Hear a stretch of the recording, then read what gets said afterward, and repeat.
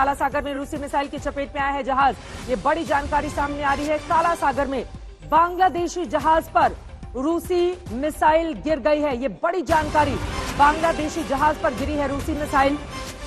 काला सागर से ये बड़ी खबर सामने आ रही है, जहां पर एक रूसी मिसाइल की चपेट में आ गया जहाज, और ये जहाज बांग्लादेश का बताया जा रहा है।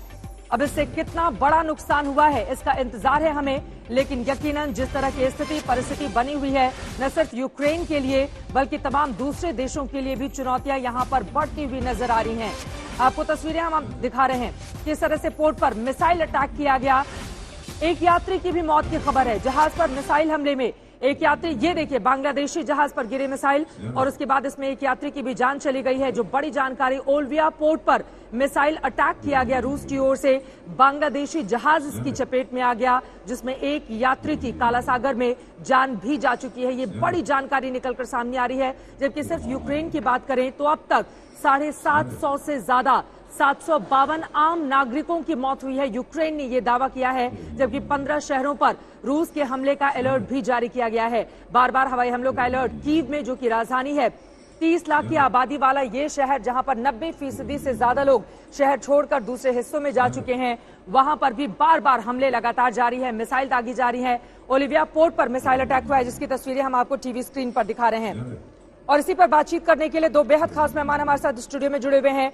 मेजर जनरल रिटायर्ड के सिंह जी हमारे साथ स्टूडियो में हैं। Major general retired Vishwambhar Dayal ji हमारे साथ स्टूडियो में हैं। आप दोनों जाने माने रक्षा विशेषज्ञ हैं। सबसे पहले विश्वंभर दयाल जी, आपके पास आते हुए, ओलिविया पोर्ट की ये तस्वीरें आपके सामने है। बांग्लादेशी जहाज चपेट में आ गया है रूसी मिसाइल की इन तस्वीरों पर क्या बोलेंगे आप? कल से नहीं, कई दिन से कह रहे हैं कि जब युद्ध होता है तो उसमें कोलेटरल डैमेजेस होते हैं। बिल्कुल अनइंटेंशनल कुछ चपेट में आ जाते हैं। हमारा एक विद्यार्थी भी उसी, मैं समझता हूं, उसी चपेट में आ गया। और वो बिल्कुल ठीक इसी तरह से जहाज भी, मैं समझता हूं, कहीं ना कहीं रशियंस ने कोई ना कोई इसका कम्युनिकेशन फेलियर हुआ होगा, ये कम्युनिकेट नहीं कर पाया होगा। कहीं दूर से इसमें ऐसा सामान की कोई रिपोर्ट हो सकती है कि वो यूक्रेन में आ रहा हो, जो यूक्रेन लड़ाई के लिए इस्तेमाल कर ले, तो उसमें कहीं ना कहीं धोखे में ऐसी चीजें होती जाती हैं। इनको वॉर क्लाउड्स में, फॉग ऑफ वॉर में, मतलब लड़ाई जो है वो धुंध है, जैसे एक तरह से धुआं उठता है, जैसे उस तरह सिर्फ वो जमीन पर जो आप धुआं देखते हैं वो जमीन का नहीं, वो माइंड्स में भी धुआं होता है, डिसीजन मेकर्स के माइंड में भी धुआं होता है, और उसके तहत कहीं ये हुआ है। बड़े दुख की बात है। ये पोर्ट पर जो बांग्लादेशी जहाज चपेट में आया है, एक व्यक्ति की भी जान चली गई है इस धमाके में। इस पर आपका कमेंट सर?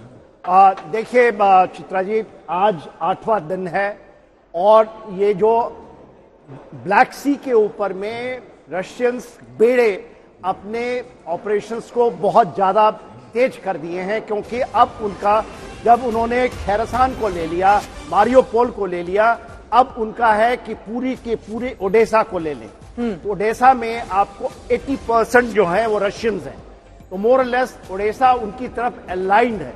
पर ओडिशा के ऊपर कुछ ऐसे शहर हैं जहां के लोग वो चाहते हैं, उसकी कोशिशें तो लगातार जारी है, लेकिन इस सबके बीच एक बड़ी खबर आ रही है, उसके बाद में फौरन आपका रुख करूंगी। अगर बांग्लादेशी जहाज वहां से गुजर रहा है तो रूसी मिसाइल उस पर कैसे दागी गई, इस पर मैं, जहाज पर मिसाइल हमले में एक यात्री की भी मौत हो गई है और ये बेहद गंभीर हो जाता है। क्या वो बांग्लादेशी नागरिक है, इसका हमें इंतजार, क्योंकि बांग्लादेशी जहाज वो है, उस पर एक नागरिक की जान चले जाने की खबर सामने आई है, एक यात्री की जान चली गई है। यकीनन ये तस्वीरें अपने आप में बहुत सारी चुनौतियां भी सामने रखती हैं।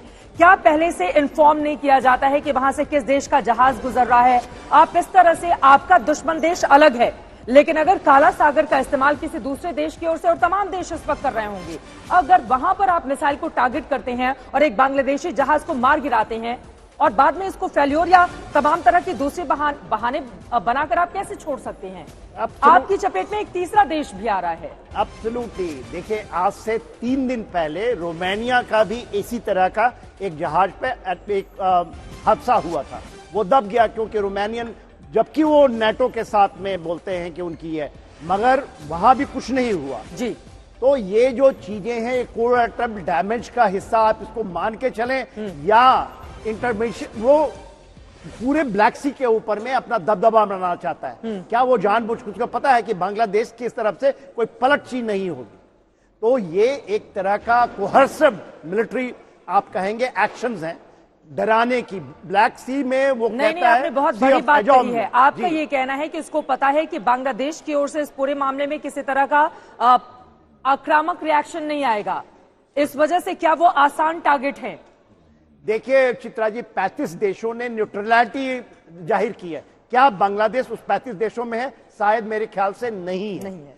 तो यदि वो कोई पक्ष लेता है तो आप देखिए मिलिट्री के अंदर में ऐसे छोटे देश जिसके ऊपर से कोई रिएक्शंस नहीं आएंगे जी। तो वो कर सकता है। और ये नहीं कहता कि जानबूझकर किया है या अब गलती से हुआ है क्योंकि खबरें नहीं आ रही हैं। बांग्लादेश का कोई इसके ऊपर प्रतिक्रिया नहीं आई है, क्योंकि वो प्रतिक्रिया आएगी फिर हमें समझ में आएगा क्या होगा। बिल्कुल।